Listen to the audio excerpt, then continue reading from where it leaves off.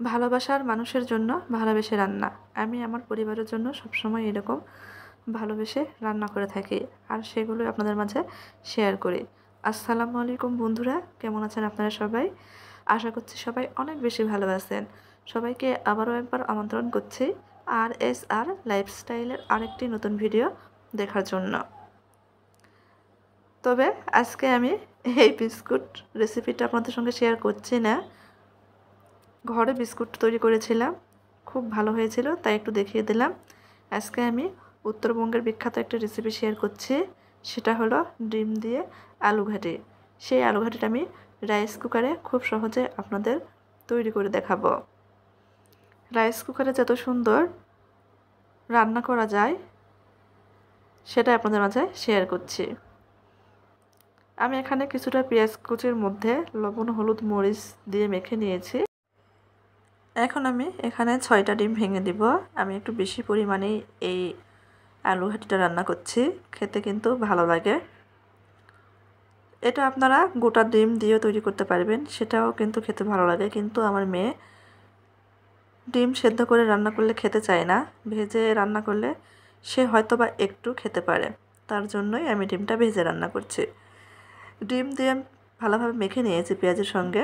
ভালোভাবে মেখে নেওয়া হলে সাইডে রেখে দেব। এই পাশে আমি আগে থেকেই দেশি ছোট আলু খোসা ছাড়িয়ে সেদ্ধ করে নিয়েছিলাম।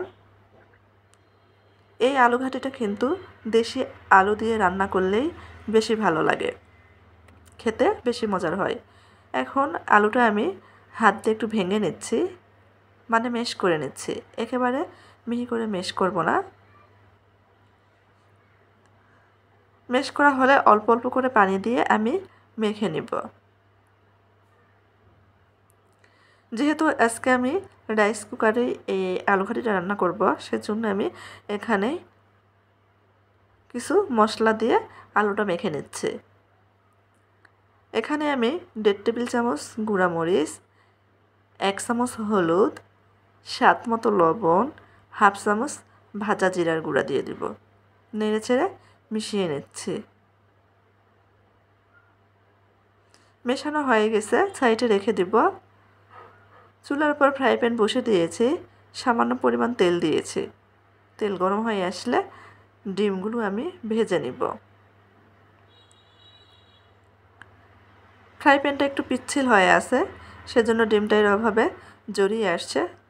তো যাই হোক, এভাবেই আমি ডিমগুলো ভেজে নিব, নিয়ে পিস পিস করে কেটে নিব। একটু ছোট করে পিস করে নিচ্ছি। এগুলো আমরা যখন তরকারিতে দিব তখন এটা ফুলে আরও বড় হয়ে যাবে।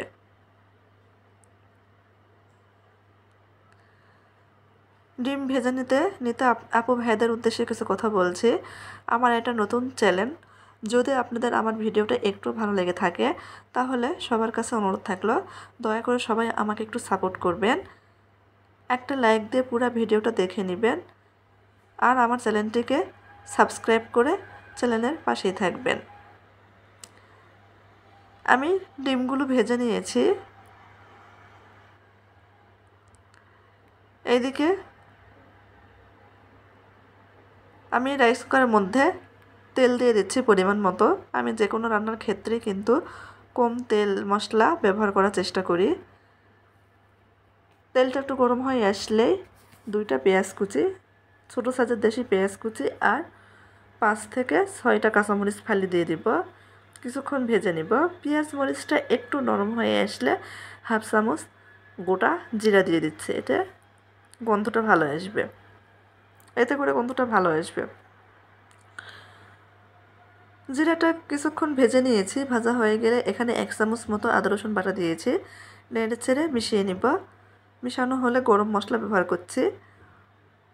এখানে গরম মশলা বলতে 3 টুকরা দারুচিনি আর 2টা এলাচ দিয়ে কিছুক্ষণ ভেজে নিয়েছি। ভাজা হয়ে গেলে আগে থেকে মেখে পানি দিয়ে রাখা আলুটা দিয়ে দিব। মূলত এই পানিতেই আলুটা খুব ভালোভাবে কষানো হয়ে যাবে। যখন বরফ চলে আসবে এর মধ্যে আমি 2টা ছোটো সাইজের টমেটো কুচি বলতে টমেটো আমি কেটে রেখেছিলাম দিয়ে দিব। ঢাকনাতে ঢেকে রান্না করব, মাঝে মাঝে ঢাকনা খুলে নেড়ে চেড়ে দিব। আমি ভয়েস দেওয়ার সময় হয়তো আপনারা অনেক শব্দ শুনতে পাবেন, কেননা আমার বাসার নিচেই রাস্তা, সব সময় রাস্তাতে গাড়ি চলাচল করে, সেই শব্দটা আপনারা শুনতে পান। তো সবাই একটু মানিয়ে নেবেন আর ক্ষমা সৌন্দর্য দৃষ্টিতে দেখবেন। খুব ভালোভাবে কষিয়ে নেওয়া হচ্ছে। দেখেন আলুর পানিটা প্রায় শুকিয়ে এসেছে। এ পর্যায়ে এখানে আমি আরও পরিমাণ মতো পানি দিয়ে দিব। অবশ্যই পানিটা একটু ফুটন্ত গরম পানি দেওয়ার চেষ্টা করবেন, যেহেতু আলুটা আগে থেকে সেদ্ধ করা, আর কষানোর প্রয়োজন নেই। ঢাকনা দিয়ে ঢেকে দিয়েছিলাম। বলক চলে আসলে আগে থেকে ভেজে রাখা ডিমটা দিয়ে দিব।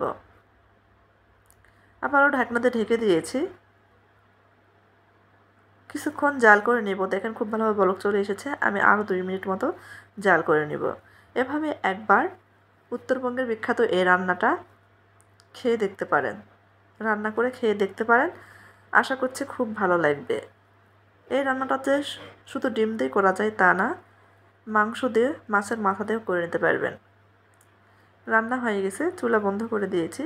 যেহেতু রাইস কুকারেই রান্না করে নিচ্ছি, সুইচ বন্ধ করার পরও কিন্তু একটু তাপ থাকে, সেটাতে বাকিটা রান্না হয়ে যাবে। আমি একটু ঝোলঝোল করে রান্না করে নেব। যাই হোক, আজকে আমার ভিডিওটা কেমন লাগলো অবশ্যই কমেন্ট করে জানাবেন। ভালো লাগলে চ্যানেলটির পাশেই থাকবেন। আজকের মতো এই পর্যন্তই। সবাই ভালো থাকবেন। আল্লাহ হাফেজ।